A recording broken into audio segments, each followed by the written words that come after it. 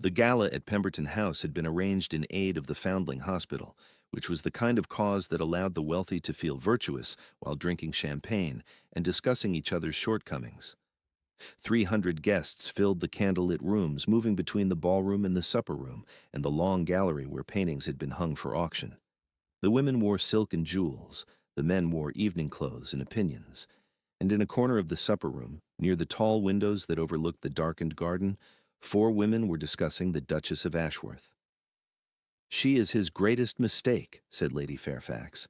She said it with the casual authority of a woman who had been pronouncing judgments on other people's marriages for 30 years, and who had never once considered that her own might warrant similar scrutiny. She held a glass of champagne in one hand and a small plate of oysters in the other, and she delivered her verdict in the particular tone that London society reserved for truths that were understood to be universal. The match was incomprehensible from the beginning. A duke of his standing, his fortune, his connections, marrying a woman with no family, no dowry, and no particular beauty. His mother must have been appalled. "His mother was dead by then," said Mrs. Cavendish, who was sitting beside Lady Fairfax, and who contributed to most conversations by correcting other people's facts. "She died the year before. If she had been alive, it never would have happened." "Precisely my point," Lady Fairfax said. "Without his mother's guidance, he made a catastrophic error of judgment. The girl was a governess, for heaven's sake, a governess in the home of Lord Pemberton's younger brother.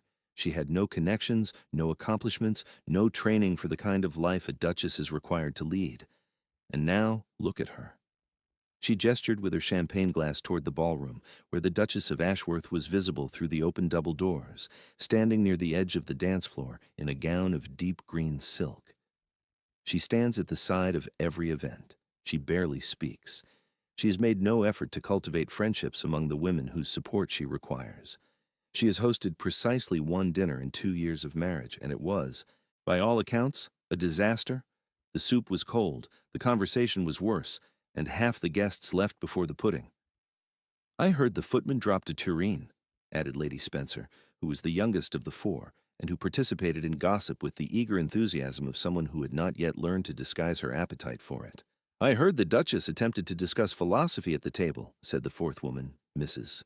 Aldrich, who was older than the others and who delivered this observation as though discussing philosophy were roughly equivalent to committing arson. "Philosophy? At a dinner party? The woman has no understanding of what is expected of her."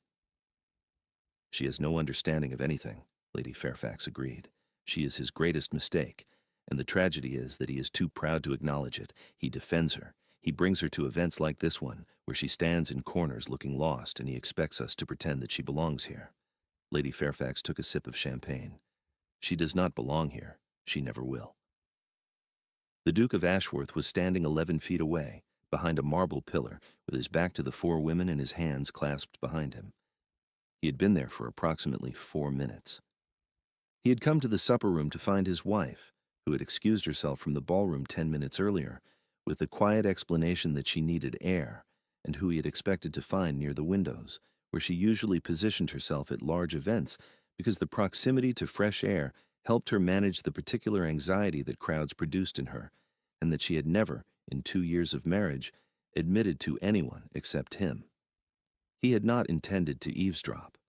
He had simply arrived at the pillar at the moment Lady Fairfax had begun her assessment, and he had stopped, and he had listened, because what he was hearing was not gossip in the usual sense. It was not speculation or rumor or the idle cruelty of bored women. It was a verdict, delivered with certainty, shared among women whose opinions carried weight in the circles that determined who was welcomed and who was excluded from the life his wife was expected to lead. He had heard every word, the cold soup. The failed dinner, the philosophy, the governess, the greatest mistake. He stood very still behind the marble pillar. His jaw was set. His hands, clasped behind his back, were gripping each other with enough force that his knuckles had gone white. And he was thinking, with the cold, precise fury of a man who had spent his entire adult life navigating the exact social machinery that was now being deployed against his wife, about what he was going to do next. The Duke of Ashworth, Lord James Ashworth, 36 years old, had married Eleanor Briggs 2 years ago in a ceremony so small and so private that it had generated more gossip through its absence of spectacle than most weddings generated through their excess of it. 12 guests, a country church, no announcement in the papers until 3 days after the fact, by which time the rumors had already metastasized into a dozen competing narratives, each more lurid than the last. She was pregnant, she was blackmailing him. She had bewitched him with some rural charm that would wear off within the season. She was the illegitimate daughter of a foreign prince. She was nobody. The truth was considerably simpler and considerably more difficult for London society to process than any of the rumors. The truth was that James Ashworth had fallen in love. He had fallen in love with a woman who was, by every metric that London society used to evaluate women, entirely wrong. Eleanor Briggs had been born in Shropshire, the daughter of a clergyman who had died when she was 14, and a mother who had died 2 years later. She had been raised, after her parents' deaths, by an aunt of modest means who had educated her well, but who had not been in a position to provide the kind of social introduction that would have given Eleanor access to the world she was now expected to inhabit. Eleanor had become a governess at 19. She had been employed by Lord Pemberton's younger brother, Mr. Arthur Pemberton, to educate his 3 daughters at his estate in Wiltshire. She had been good at it. She had been excellent at it, in fact, in the particular way that people are excellent at things they care about deeply, with patience and creativity and the kind of intellectual generosity that made her pupils adore her. The eldest Pemberton girl, Charlotte, who was 12 when Eleanor arrived, had been considered by her family to be a difficult child, sullen, uncooperative, prone to fits of temper that disrupted the household. Eleanor had spent a week observing Charlotte before she began teaching her. She had noticed that the girl was not sullen but bored, that her temper was not willfulness but frustration, and that what Charlotte needed was not discipline but challenge. Eleanor had given her Euclid, not the simplified version that was considered appropriate for girls, but the real text in translation with problems that required genuine mathematical thought. Charlotte had been transfixed. Within 6 months, she was the most engaged student Eleanor had ever taught, and within a year, she was correcting errors in her brother's university mathematics with a casual competence that horrified her mother and delighted her father. This was what Eleanor did. She looked at people, really looked, and she saw what they needed, and she gave it to them with the quiet, undemanding generosity of someone who believed that every mind deserved to be taken seriously. It was, James would later reflect, the quality that had made him fall in love with her. It was also the quality that London society was least equipped to recognize or value. James had met her during a visit to the Pemberton estate. He had been there for the shooting and had stayed for the conversation, because Eleanor, who had been dining with the family in the informal manner of a governess who was treated more as a member of the household than as a servant, had made an observation about Wordsworth during dinner that had stopped him mid-sentence.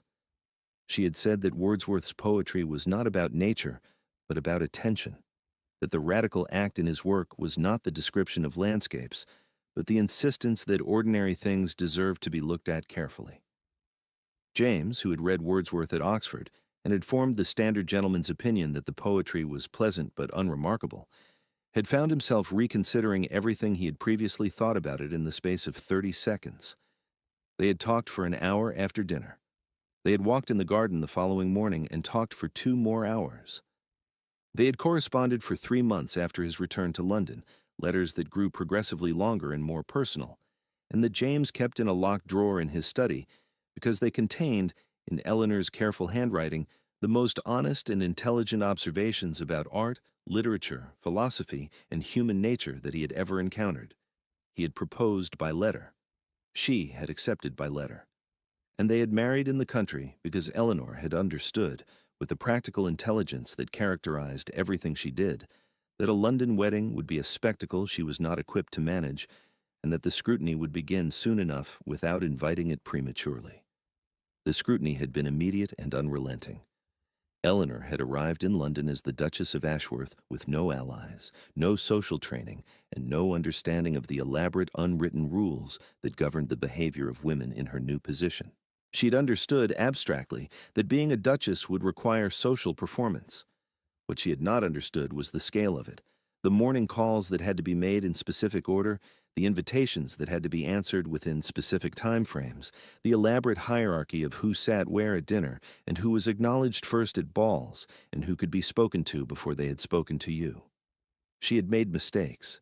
She had made many mistakes, each one catalogued and circulated through London's drawing rooms with the efficient cruelty of a system designed to identify and punish outsiders.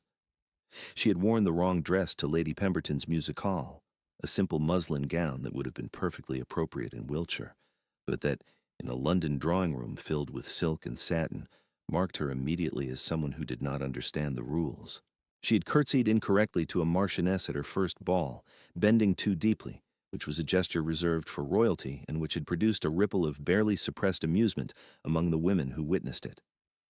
She had used the wrong fork at a dinner hosted by Lady Cavendish, the fish fork for the meat course, and she had seen Mrs. Cavendish notice, and she had seen Mrs. Cavendish lean toward her neighbor and whisper, and she had understood in that moment that every error she made would be observed, recorded, and distributed.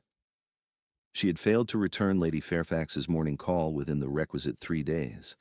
She had, at the one dinner she had hosted, attempted to steer the conversation toward subjects she found interesting: philosophy, education, the reform of the poor laws, rather than the approved topics of weather, fashion, and which families were ascending or declining in the social hierarchy. The soup had indeed been cold. The footman had indeed dropped a tureen, and half the guests had indeed left before the pudding, though this had less to do with the quality of the evening than with the speed at which the story of the Duchess's conversational choices had spread through the table, causing several of the more status-conscious guests to conclude that remaining would associate them with a hostess who was already, by dessert, being categorized as a failure. Eleanor had absorbed all of this. She had absorbed it the way she absorbed everything, quietly, carefully, with the particular attention of a woman who had spent her life learning to read rooms and adapt to circumstances that were not of her choosing. She had not complained to James. She had not wept in front of him. She had simply become, over the course of 2 years, progressively quieter at social events, standing in corners near windows, speaking when spoken to, retreating into the careful invisibility of a woman who had concluded that her presence in these rooms was a problem she could not solve, and that the safest strategy was to take up as little space as possible. James had watched this happen. He had watched the woman whose conversation had stopped him mid-sentence at a dinner table in Wiltshire become a woman who barely spoke at all in London, and he had felt the slow, grinding guilt of a man who had married someone for her mind and then placed her in a world that punished her for using it. He had told himself that it would get better, that society would adjust, that Eleanor would find her footing. He had been wrong. And now, standing behind a marble pillar in the supper room at Pemberton House, listening to 4 women describe his wife as his greatest mistake, he understood with absolute clarity that the adjustment he had been waiting for was never going to come from society. It was going to have to come from him. He stepped out from behind the pillar. He did not announce himself. He simply walked forward, into the space where the 4 women were sitting, and he stood there until Lady Fairfax looked up and saw him. The color drained from her face with a speed that suggested she had calculated, in the space of a single second, exactly how much of her conversation he might have overheard, and had arrived at the worst possible answer. "Your Grace," she said. Her voice had the bright, strained quality of a woman attempting to sound delighted while internally composing her last will and testament. "What a pleasure. We were just—" "I know what you were just," the Duke said. His voice was quiet. It was the particular kind of quiet that does not need volume, because it carries authority of a different kind, the authority of a man whose displeasure has tangible consequences. "I heard every word." Silence. Mrs. Cavendish set down her plate. Lady Spencer's face went the color of fresh cream. Mrs. Aldridge developed a sudden interest in the pattern of the tablecloth. "You described my wife," the Duke continued, "as my greatest mistake. You said she does not belong here. You said she has no understanding of what is expected of her." He paused. "I would like to offer a correction." Lady Fairfax opened her mouth. The Duke did not give her the opportunity to fill it. "My wife is the former Miss Eleanor Briggs of Shropshire. She is the daughter of a clergyman and the most intelligent person I have ever met.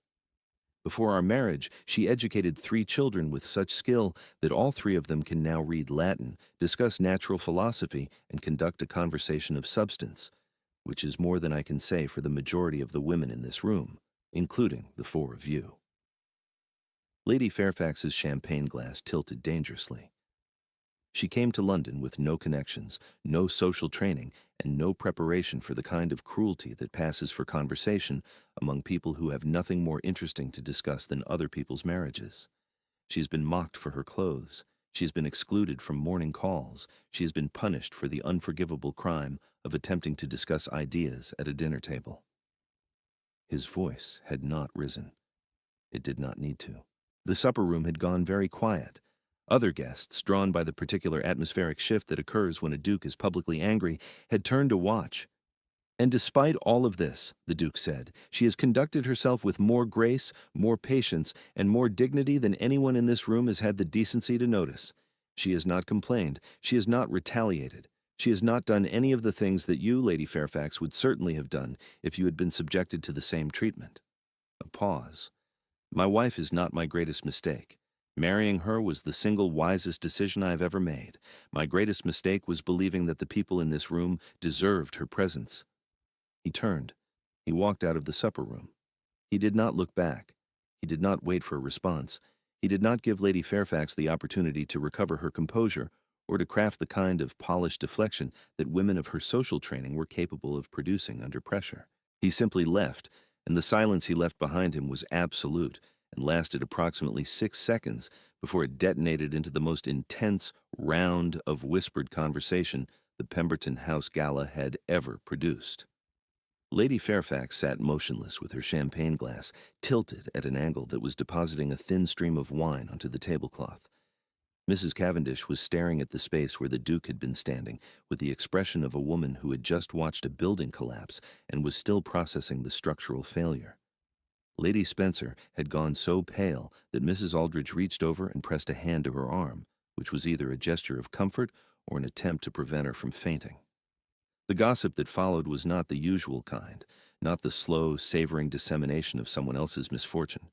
It was the rapid, breathless gossip of people who had witnessed something unprecedented and needed to tell other people about it immediately, not because it was enjoyable, but because it was significant. The Duke of Ashworth had publicly defended his wife. He had done so in terms that left no room for ambiguity. He had named Lady Fairfax's cruelty for what it was, and he had done it in the supper room at Pemberton House, which meant that by tomorrow morning every drawing room in London would know about it. And Lady Fairfax, who had spent 30 years dispensing judgments without consequence, would, for the first time in her social career, be the subject of them rather than the source. The Duke found Eleanor exactly where he expected to find her, near the windows in the ballroom, standing slightly apart from the other guests, her hands clasped in front of her and her expression arranged in the careful, neutral mask she wore at every social event. She was watching the dancing. She was beautiful in her green silk gown, though she did not know it, because no one had told her so in 2 years except James, and she had concluded that his opinion was biased. "James," she said when he reached her. She could read his face the way she read everything, carefully, attentively, with the particular precision of a woman who had been trained to notice things that other people overlooked. "What has happened?" "We are leaving," he said. "Now?" "Now." She did not argue. She did not ask why.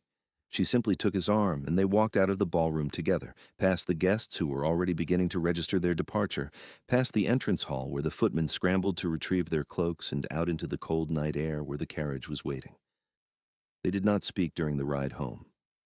James sat with his jaw set and his hands gripping his knees. Eleanor sat beside him, watching his profile in the passing lamplight, waiting.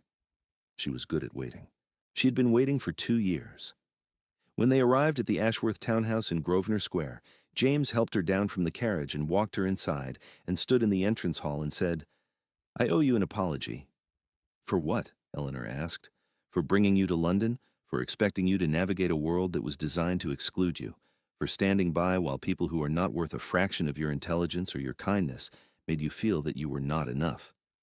Eleanor looked at him. She looked at him with the same careful attention she had given him that first evening at the Pemberton estate, when she had made her observation about Wordsworth, and he had stopped mid-sentence and realized that he was in the presence of someone who saw the world more clearly than he did. "James," she said quietly, "I knew what London would be. I knew it before I married you. I chose to marry you anyway. That does not excuse—" "No," she agreed, "it does not excuse the cruelty. But it was not your cruelty, and I will not have you apologize for other people's failures of character." She removed her cloak and hung it on the stand by the door, a small domestic act that she performed with the same calm deliberateness she brought to everything. James watched her do it and thought about Lady Fairfax, who almost certainly had never hung her own cloak in her life, and who had declared this woman who moved through the world with more grace in a single practical gesture than Lady Fairfax had managed in 30 years of performed elegance, to be a mistake. "You are not a mistake," he said. His voice was rough. "I know," Eleanor said, not with arrogance, with the simple, quiet certainty of a woman who had spent 2 years being told she was insufficient and had decided, somewhere in the silence of those 2 years, that the assessment was wrong. "I know I am not, but I appreciate that you know it too." She paused. "What did they say?" He told her. He told her everything. Lady Fairfax, the greatest mistake, the cold soup, the philosophy, the verdict that she did not belong. He watched her face as he spoke. He watched for the flinch, the crack, the moment when the composure she had been maintaining for 2 years would finally break. It did not break. Eleanor listened. She absorbed. And when he had finished, she said, "The soup was cold because the kitchen is too far from the dining room, and I did not know to have it reheated before serving. I have since learned. The philosophy was a mistake of judgment, not of character. And Lady Fairfax is correct that I do not belong in her world." She held up a hand before he could protest. "But that is not because I am insufficient. It is because her world is insufficient. It is a world that values performance over substance, connection over character, and the appearance of virtue over its practice. I do not wish to belong to it. I never have." James looked at his wife. He looked at the woman who had been standing in corners at galas for 2 years, absorbing insults she never repeated, and managing anxiety she never admitted, and who was now standing in their entrance hall, telling him, with perfect calm, that the world that had rejected her was the one that was lacking. "What do you want?" he asked.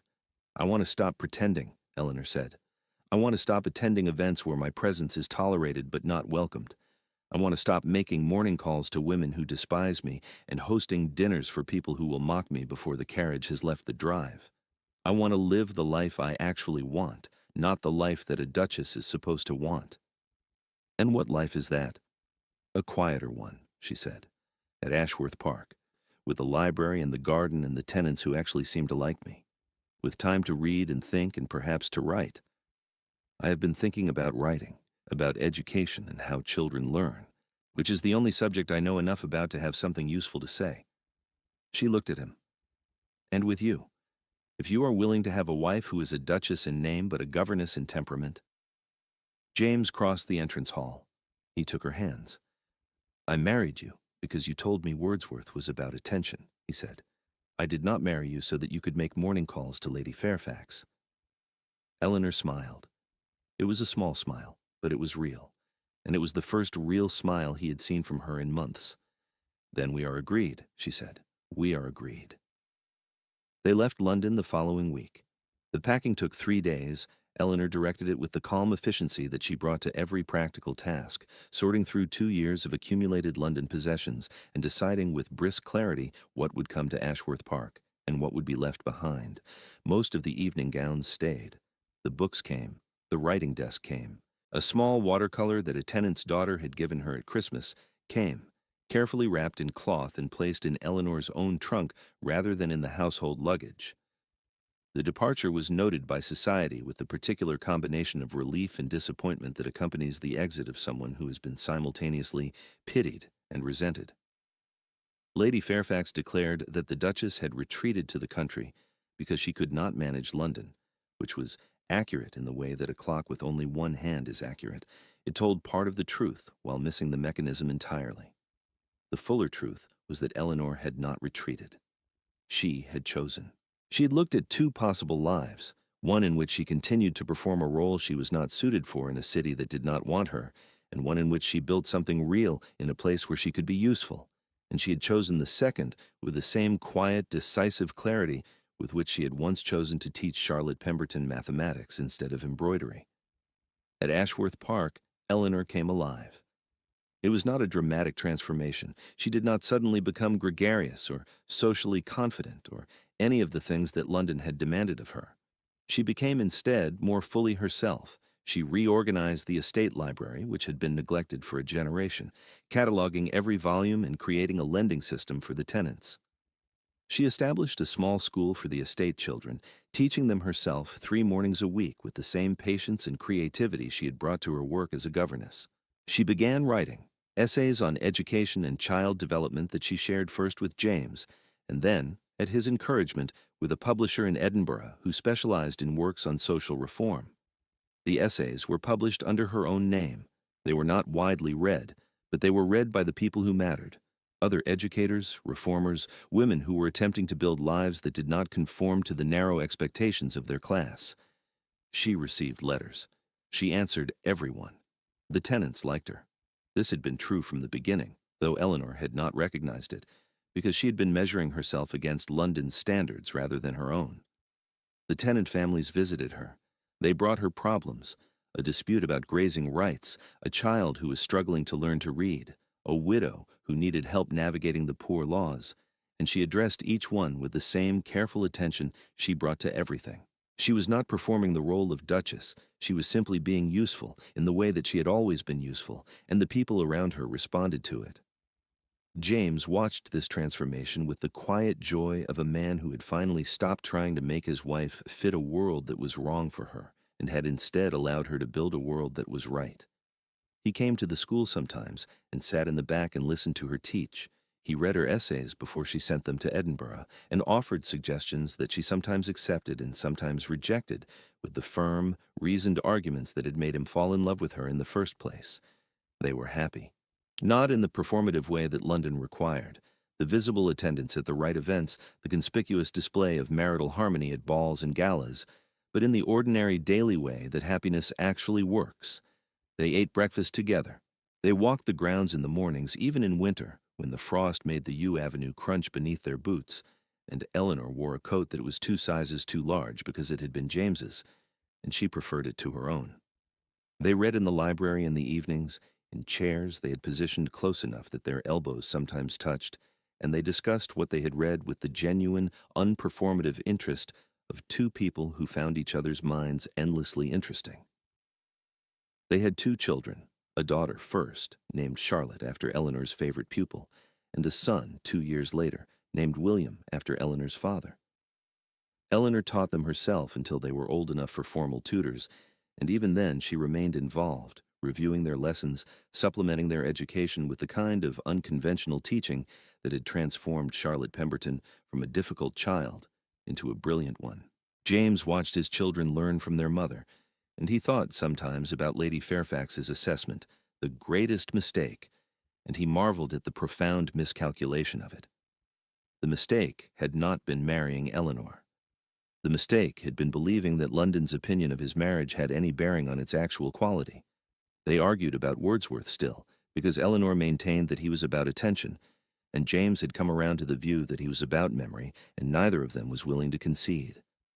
James suspected they would argue about Wordsworth for the rest of their lives. He looked forward to it. 3 years after they left London, Lady Fairfax visited Ashworth Park. She came uninvited during a tour of the countryside with her husband, and she arrived at the estate expecting to find the Duchess diminished, a woman who had failed in London and had retreated to the country to live out her days in obscurity. What she found instead was a household that ran with quiet efficiency, an estate school that had become a model for similar efforts across the county, and a duchess who greeted her at the door with genuine warmth and not a trace of resentment. Eleanor served tea. She asked about Lady Fairfax's family. She did not mention the Gala. She did not mention the greatest mistake. She simply treated Lady Fairfax the way she treated everyone, with the careful, generous attention that was the defining quality of her character. Lady Fairfax left after 2 hours. She was quiet in the carriage for a long time afterward. Her husband, who had found the visit perfectly pleasant and could not understand his wife's pensive mood, asked what was troubling her.